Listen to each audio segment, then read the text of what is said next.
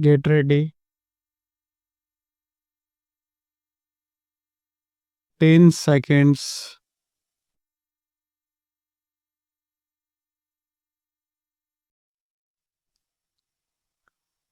Mr.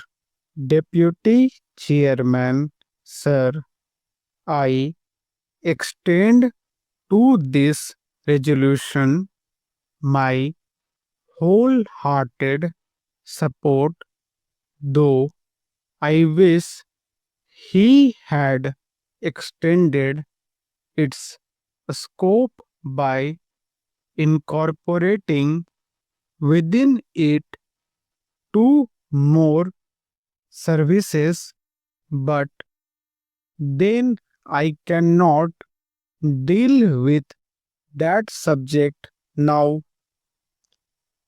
You have assured me that the matter will be taken up on a subsequent occasion. I do not know when that subsequent occasion is likely to occur. Sir, I am grateful to the Home Minister for some kind words he has said about me in regard to my interest in this subject. No doubt for long I have been urging the necessity of creating more all India services during the last 5 years or so, ever since that recommendation on the subject was made by the States Reorganization Commission, and during the last 1 year and a half, near about that time, I have been tabling resolutions on the subject twice or thrice, but they could not come up. Of course, as they say, there are higher forces that govern the destiny of things, and so far as Parliament is concerned, it is the government and the undisputed sway of the chair that govern the destiny of resolutions. Obviously, it was so ordained that this resolution should come up only now, and that too as a government sponsored resolution.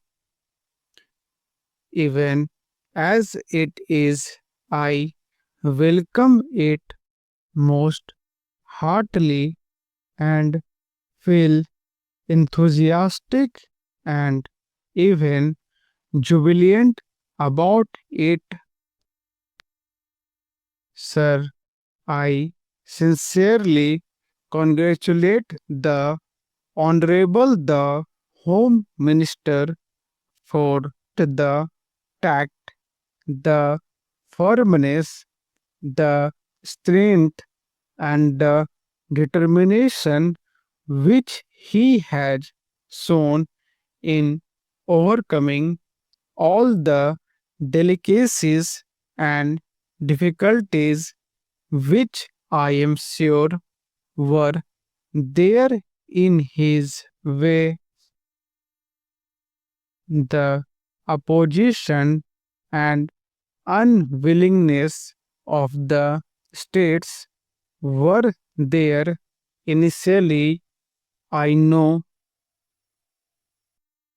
And I also know, sir, that about a year ago, when I tabled a question on this subject, the then Home Minister told us that the government would be only too glad to have more all India services, but then the handicap in their way was that the states were not agreeable to it.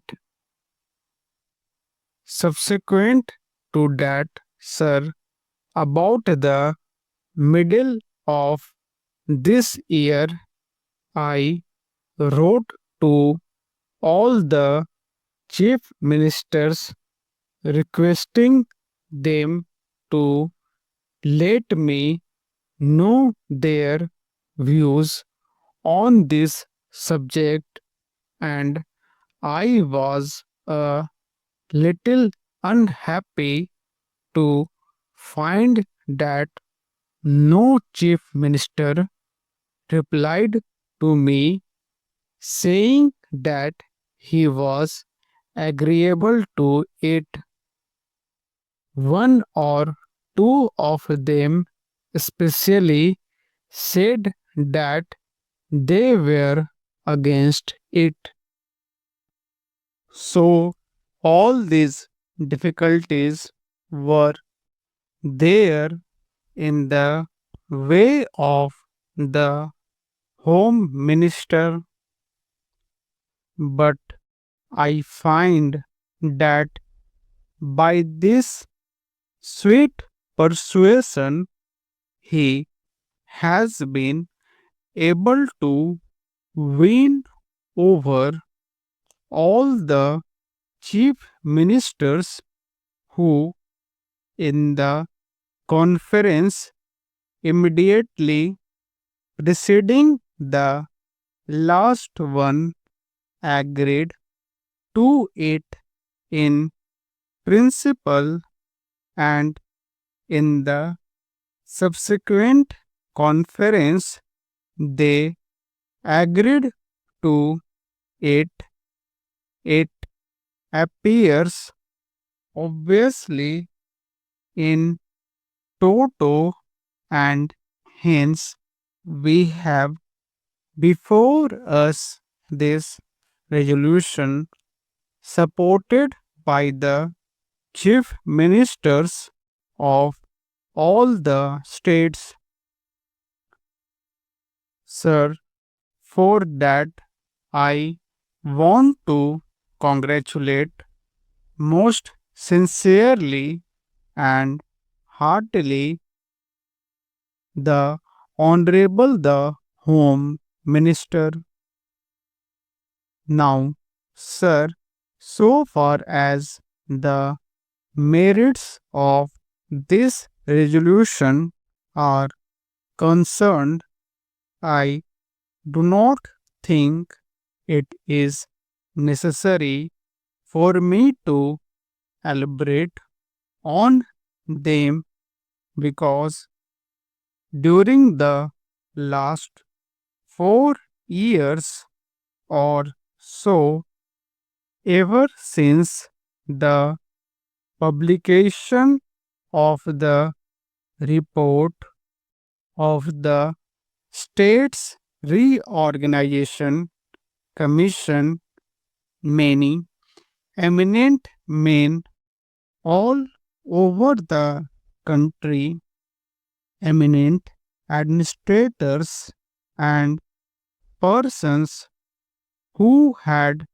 experience of administration, including the retired comptroller and auditor general, were of the opinion that more all India services should be created.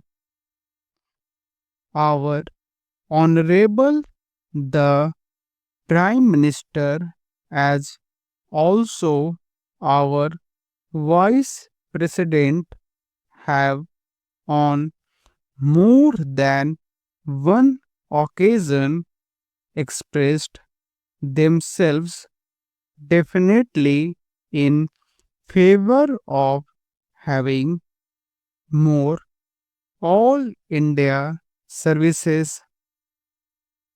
Last year, sir, about the month of October, when addressing the Indian Police Service officers, when they were going out after having had their training for a year, he expressly said that if national integration was to be maintained, it was necessary to have more all India services.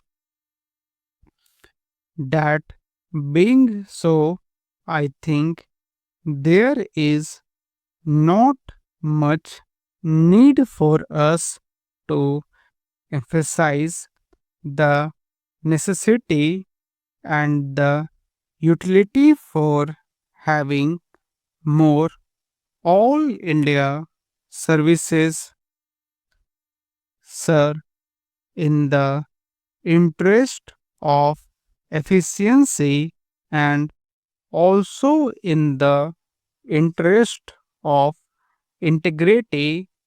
It is absolutely necessary that we should have these three all India services, as also some others.